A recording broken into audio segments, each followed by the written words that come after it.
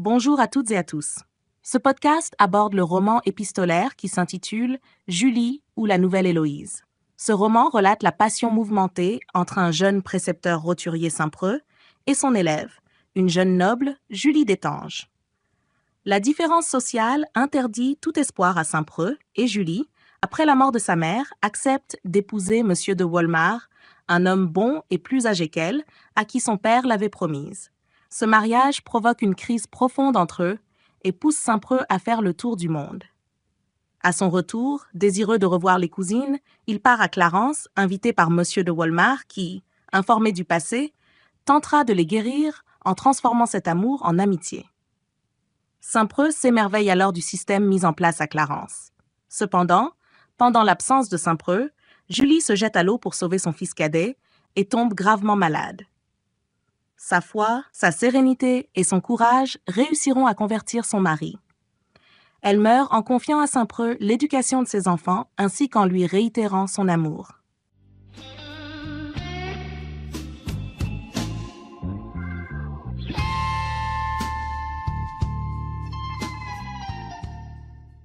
Julie ou la nouvelle Héloïse est un roman épistolaire en 6 parties et 163 lettres qui connut un très grand succès au XVIIIe et XIXe siècle. Elle se présente sous la forme d'un roman épistolaire permettant à chaque personnage de communiquer de la manière la plus spontanée ses émotions, ses sentiments, ses jugements. La tension émotionnelle est toujours soutenue grâce à ce procédé qui fait intervenir le lecteur en lui donnant un accès direct à la conscience des correspondants. Reprenant la situation d'Héloïse et Abélard, Rousseau y crée des personnages qui sont les reflets de ses idéaux. Il dira, dans les rêveries du promeneur solitaire, avoir donné vie à des êtres selon son cœur. Cependant, n'y voir qu'une grande et belle histoire d'amour serait passer à côté de toute la richesse du livre qui influencera son siècle et même le suivant. En effet, par le biais de ses personnages, Rousseau expose déjà les idées, concepts et théories qu'il développera dans ses œuvres futures.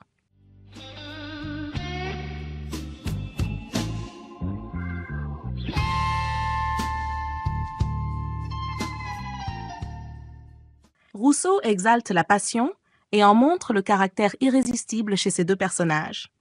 L'amour véritable est un feu dévorant qui porte son ardeur dans les autres sentiments. C'est pour cela qu'on a dit que l'amour faisait des héros. Il peint leur transport, leurs peines cruelles, leurs joies et leurs faiblesses d'une manière remarquable, à tel point qu'on a pu qualifier cette œuvre de véritable hymne à l'amour.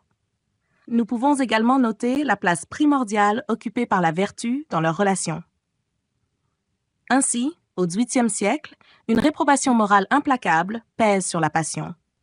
Or, cet amour interdit, à cause de la chimère des conditions, loin d'abaisser les cœurs des deux protagonistes, les élèvera à un niveau supérieur, quasi mystique, grâce à la vertu. Un amour inébranlable, mais sans désir charnel. Pour nous aimer toujours, il faut renoncer l'un à l'autre. Oublions tout le reste, et soyez l'amant de mon âme.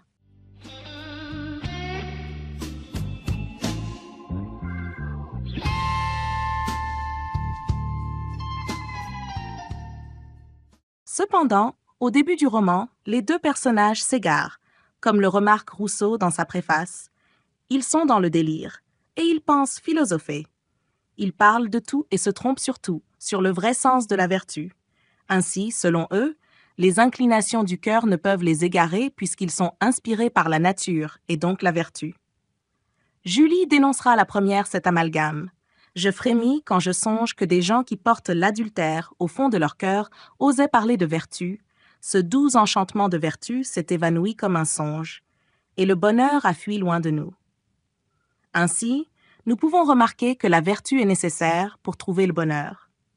Dès lors, ils combattront leur passion au nom de la vertu, dont ils ont retrouvé le vrai sens, et qui dénonce les égarements du cœur.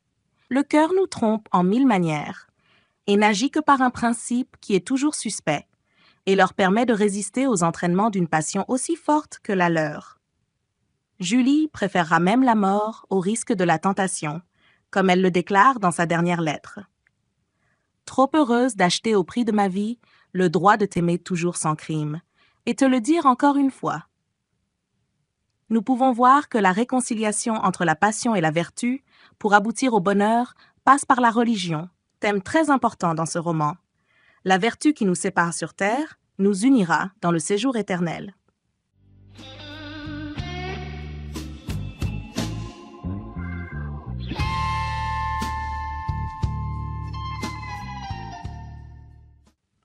Ce livre apparaît donc comme une somme des idées, sentiments et rêves de Rousseau, exprimés en polyphonie par les personnages, dont Saint-Preux qui apparaît dès lors comme son double. Cependant, la richesse de ce livre réside dans l'alternance des points de vue des personnages sur un même sujet. Rousseau se plaît à peindre parfois des opinions discordantes, comme il le fera plus tard dans l'Émile, en faisant parler ses détracteurs, ou dans la préface même de ce livre. Entretien sur les romans, dialogue entre Rousseau et un lecteur détracteur de ce livre. Par l'intermédiaire des personnages, Rousseau expose ses jugements sur le théâtre et les arts, la société, frivole et corruptrice même du plus droit des hommes, comme le montreront les mésaventures de Saint-Preux. À 21 ans, vous m'écriviez du Valais des descriptions graves et judicieuses. À 25, vous m'envoyez de Paris des colifichets de lettres, où le sens et la raison sont partout sacrifiés à un certain tour plaisant, les idées religieuses qui annoncent la profession de foi du vicaire savoyard.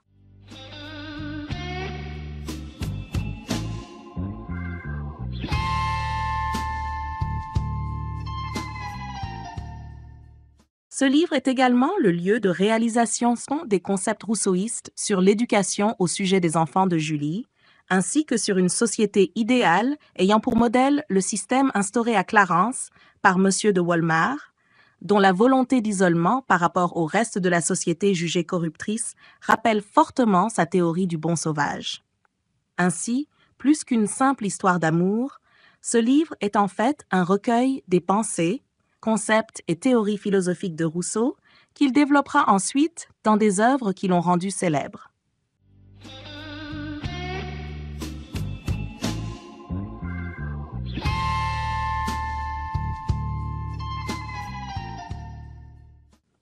Ce roman possède à la fois une influence morale et littéraire. En effet, Rousseau dépeint dans son œuvre passion, vertu et une référence à la nature. Tous ces sentiments se regroupent alors pour influencer moralement le lecteur. Ainsi, contrairement à Marivaux, où l'émotion était l'aboutissement d'une analyse subtile, la sensibilité dans la nouvelle Héloïse résulte davantage de la raison. Les lecteurs de ce roman apprécièrent alors les délices des sentiments passionnés et de la vertu. Cependant, il ne faut pas oublier les mœurs de l'époque, avec un libertinage assez présent qui sera explicitement dévoilé dans les liaisons dangereuses. L'influence de Rousseau sur la société du XVIII fut ainsi d'un apport bénéfique. En effet, Julie prévient elle-même le lecteur des sentiments opportuns.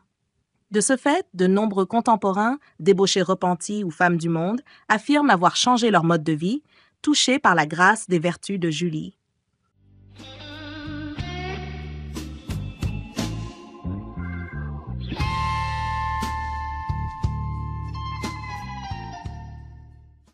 Rousseau se sert donc de son œuvre pour combattre le rationalisme de l'époque, en faisant de la vertu une volupté et du sentiment religieux un plaisir. L'influence littéraire n'est pas moins considérable. En effet, elle prépare à la plus grande période de la littérature française, le romantisme. La nouvelle Héloïse, qui décrit le culte de la passion, préparera au roman personnel et au roman confident. Ainsi, dans le Lys dans la vallée de Balzac, on retrouve un lien étroit entre le paysage et les états d'âme.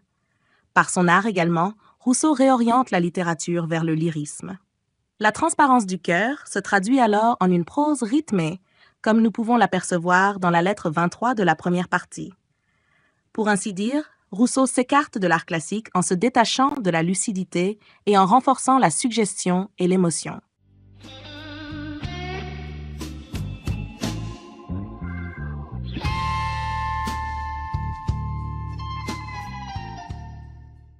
La nouvelle Héloïse est une œuvre exemplaire.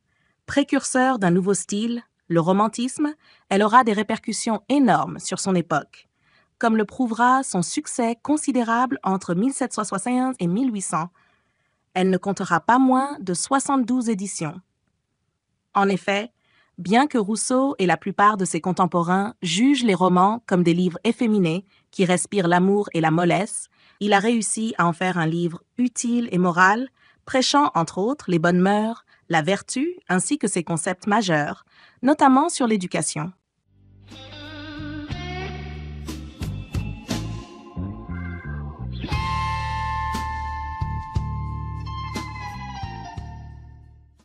Je cite un extrait de la Nouvelle Héloïse. « Malheur à qui n'a plus rien à désirer. Il perd, pour ainsi dire, tout ce qu'il possède. On jouit moins de ce qu'on obtient que de ce qu'on espère, et l'on est heureux qu'avant d'être heureux. En effet, l'homme avide et borné, fait pour tout vouloir et peu obtenir, a reçu du ciel une force consolante qui rapproche de lui tout ce qu'il désire, qui le soumet à son imagination, qui le lui rend présent et sensible, qui le lui livre en quelque sorte, et pour lui rendre cette imaginaire propriété plus douce, le modifie au gré de sa passion. Mais tout ce prestige disparaît devant l'objet même. Rien n'embellit plus cet objet aux yeux du possesseur. On ne se figure point ce qu'on voit. L'imagination ne part plus rien de ce qu'on possède. L'illusion cesse où commence la jouissance. Le pays des chimères est en ce monde le seul digne d'être habité, et tel est le néant des choses humaines. Qu'hors l'être existant par lui-même, il n'y a rien de beau que ce qui n'est pas.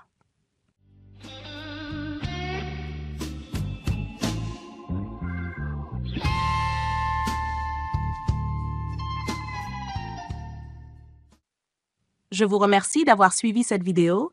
N'oubliez pas de la partager sur vos réseaux. Abonnez-vous pour m'encourager. Merci encore et à la prochaine vidéo.